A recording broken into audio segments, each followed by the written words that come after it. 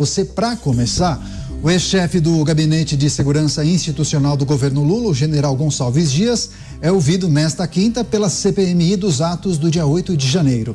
O STF garantiu o direito ao militar de ficar em silêncio na comissão, só que ele optou em responder às perguntas dos parlamentares. Em suas considerações iniciais, o general confessou que agiria diferente e seria mais duro na repressão aos manifestantes. A gente tem esse trecho, acompanhe. Seria mais duro do que fui na repressão. Faria diferente, embora tenha plena certeza de que envidei todos os esforços e ações que estavam ao meu alcance para mitigar danos. O mais importante, preservar as vidas de cidadãs e cidadãos brasileiros sem derramamento de uma gota de sangue, sem nenhuma morte. G. Dias também manifestou descontentamento com o vazamento das imagens que flagraram ele dentro do Planalto durante as invasões e afirmou que não é o responsável pela adulteração de relatório enviado ao Congresso. Acompanhe. No mesmo dia em que levaram ao ar na emissora da CNN imagens editadas e distorcidas das câmeras de segurança do terceiro andar do Palácio, o que estava nas respostas passou a alimentar novas versões, um pouco delirante e criadas para distorcer o fato e as ordens do evento. Não mandei ninguém adulterar nada. Certo, vamos começar o nosso giro de análises. Vamos ao Rio de Janeiro. Roberto Mota com a gente. Mota, seja muito bem-vindo. Uma ótima noite a você. Notícia do dia: oitiva com G. Dias, a CPMI dos atos do dia 8 de janeiro. Oitiva, inclusive, depoimento que ainda acontece. Ele disse, o general Mota, que deveria ter sido mais duro com os invasores naquele dia e negou ter fraudado qualquer tipo de alerta enviado pela ABIN. Um resumão, né, Mota? Quais são suas impressões? Boa noite, Daniel, boa noite a nossa querida bancada, boa noite a nossa audiência. O que ele disse é perfeitamente razoável, né? É possível imaginar uma circunstância em que você, numa situação daquela, faz um julgamento errado, toma uma decisão equivocada, se engana. Acontece, as pessoas erram, pode ser isso que aconteceu. O que a gente tem que levar em consideração não é apenas esse fato isolado, são todas as circunstâncias que envolvem aquele dia. Eu acho muito difícil, como eu já falei aqui, que nós tão cedo saibamos a verdade, a história completa, porque tem muita gente trabalhando para que isso não aconteça, para que prevaleça uma versão. O último episódio dessa história, a peça mais recente do quebra-cabeça, mas com certeza não será a última, é aquele apagão das imagens do Ministério da Justiça. Todo mundo que trabalha com tecnologia de segurança sabe que há várias formas de você, numa circunstância como aquela, determinar a preservação de imagens. Eu acho que a partir do dia seguinte já ficou claro o significado daquele acontecimento, então provavelmente não faltou oportunidade para que as imagens fossem preservadas. É mais uma peça num quebra-cabeça cuja solução eu acho que nós não veremos tão cedo. Giro inicial de comentários, estamos tratando naturalmente do depoimento do general G. Dias à CPMI dos atos do dia 8 de janeiro. Vamos a Brasília, José Maria Trindade. Zé, seja muito bem-vindo, uma ótima noite a você. O que achou das explicações de G. Dias? Foram convincentes? Ele chegou a se atrapalhar em algum momento? O general que admitiu o erro, né? Muito boa noite, Daniel, boa noite, Beraldo, boa noite, Mota, boa noite, Dantas, que está aqui também em Brasília.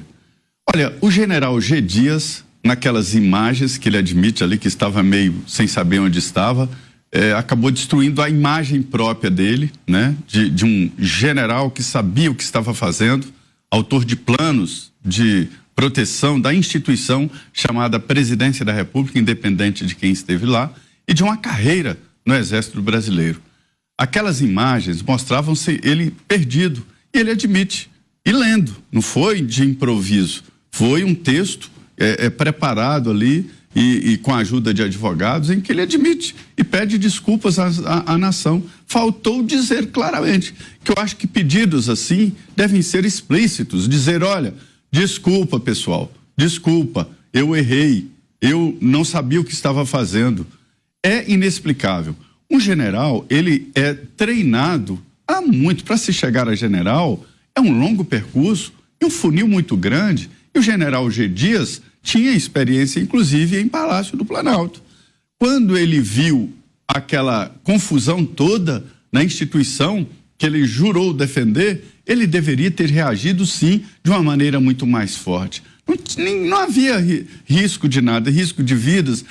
Eu acho, inclusive, um milagre não ter acontecido algo mais grave no contexto geral. No Congresso, no Supremo, agora no Palácio foi fácil demais, nem arrombaram porta, né? Não havia risco de morte ali. O general tinha que reagir de uma maneira forte e colocar, ou tentar colocar para fora e comandar.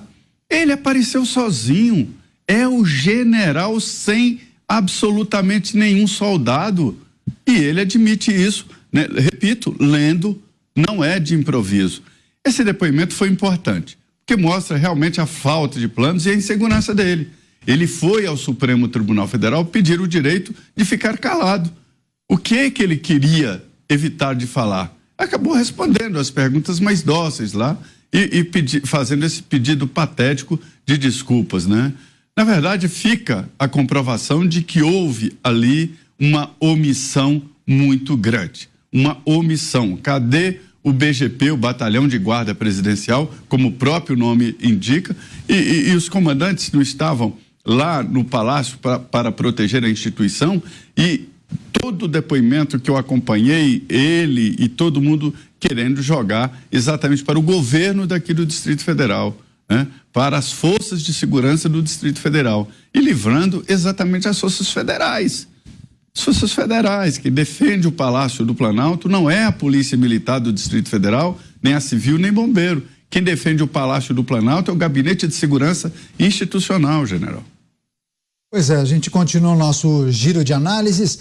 Vamos chamar agora o Cristiano Beraldo com a gente. Beraldo, boa noite, seja muito bem-vindo. Presumo que tenha acompanhado também essa oitiva do general G. Dias. Como bem destacou e lembrou o Zé Maria Trindade, ele manifestou esse descontentamento com o vazamento das imagens que mostraram ele dentro do Palácio do Planalto, naquela interação com os invasores, e acredito que por essa razão também ele decidiu assumir que poderia ter sido mais duro com esses manifestantes. Mas para relator ele chegou a dizer que estava tentando administrar uma crise. Boa noite, Beraldo. Boa noite, Caniato, boa noite, Zé Maria, boa noite, Dantas, boa noite, Mota, e boa noite a todos vocês que nos ouvem e assistem. Olha, a gente precisa lembrar daquelas cenas, né, que foram imagens vazadas realmente, como disse o general, e que graças a esse vazamento a sociedade brasileira pôde ver o que de fato aconteceu dentro do Palácio do Planalto naquele 8 de janeiro. E naquelas imagens, elas revelam mais do que simplesmente os acontecimentos. Porque se a gente pegar o caso do G. Dias é um general. G. Dias tem experiência enorme no Exército Brasileiro. E aí ele estava lá num domingo, tranquilo com a família, fazendo um churrasquinho, tomando uma cerveja, toca o telefone. Não era um final de semana qualquer, era um final de semana que se sabia que havia possibilidade de alguma confusão na Praça dos Três Poderes. Isso foi informado ali para as pessoas, para a cúpula do governo, às vésperas daquele final de semana. Mas o G. Dias estava tranquilo em casa. Aí toca o telefone. General, ministro, o bicho pegou. As pessoas invadiram o Palácio do Planalto. O Palácio do Planalto, para mim, para você, para qualquer civil, tem uma simbologia, a simbologia da presidência da República, um pilar ali, a cúpula, né, de um dos poderes da nação, fica ali. E aí a gente, claro que vê o Palácio do Planalto como uma referência a ser protegido. Perdemos a comunicação com o Beraldo. Daqui a pouco a nossa produção vai reconectá-lo, mas agora vamos a Brasília Cláudio Dantas com a gente. Dantas, boa noite a você, seja muito bem-vindo. Naturalmente, também quero pedir sua análise e avaliação acerca desse depoimento do general G. Dias, o que foi que ele revelou de mais importante e o que foi que ele não conseguiu explicar, hein, Dantas? Olha, o Gonçalves Dias, general, não o poeta, ele me lembrou alguém conhecido, porque ele era o único que não sabia o que estava acontecendo, o que poderia acontecer, o que estava acontecendo naquela semana, naqueles dias, e o que poderia acontecer no dia 8. O Gonçalves Dias deu várias explicações hoje aí na CPMI, mas ele esqueceu uma que talvez fosse aí mais eficaz para o Gonçalves Dias. Era só ele dizer, olha, o GSI era de um amigo meu. Era isso que o G. Dias tinha que ter dito. Ele disse quase isso. Eu tinha acabado de assumir o GSI. Não cola, não convence.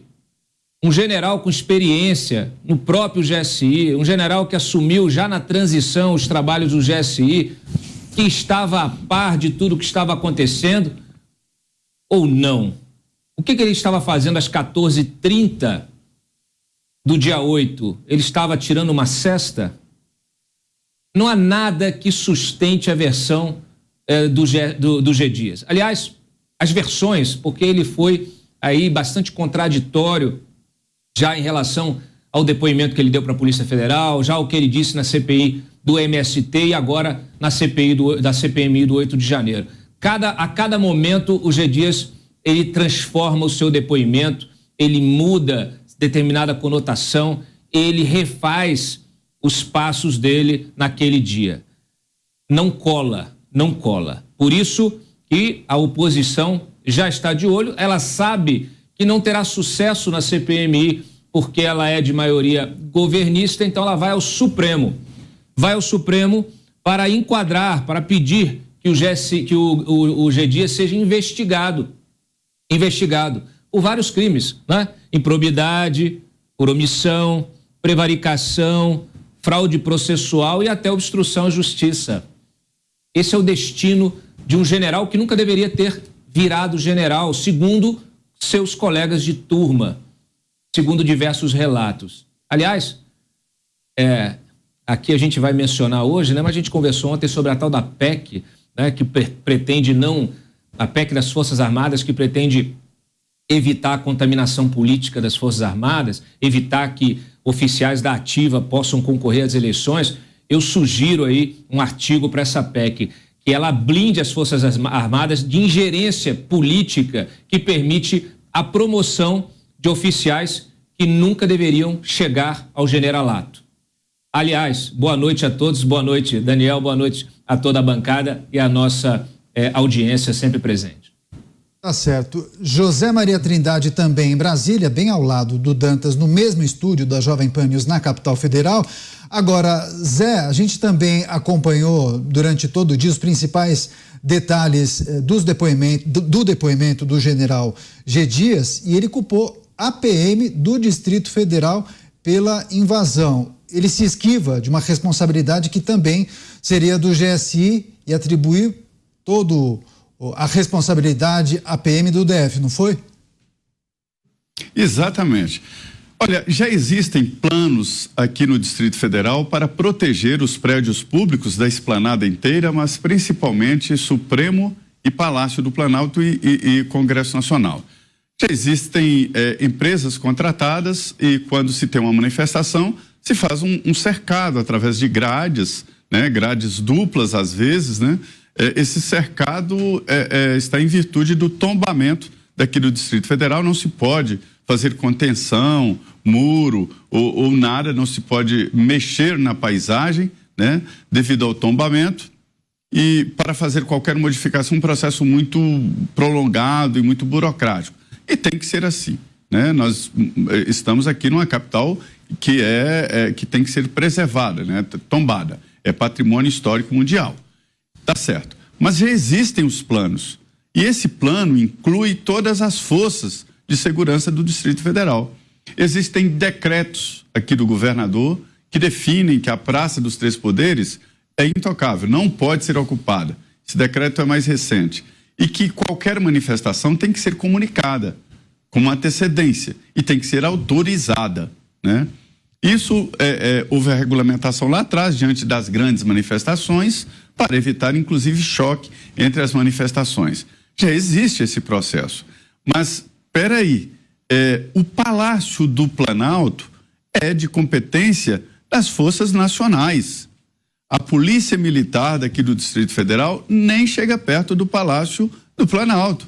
Tem um batalhão de guarda presidencial, tem o pessoal da BIM que infiltra, que faz estudos de campo, vai atrás, rastreia a internet, faz todo um trabalho, né? São forças federais que protegem, repito, a instituição Presidência da República, independente, Daniel, de quem esteja lá dentro. Então, não dá para jogar a culpa no Distrito Federal, não.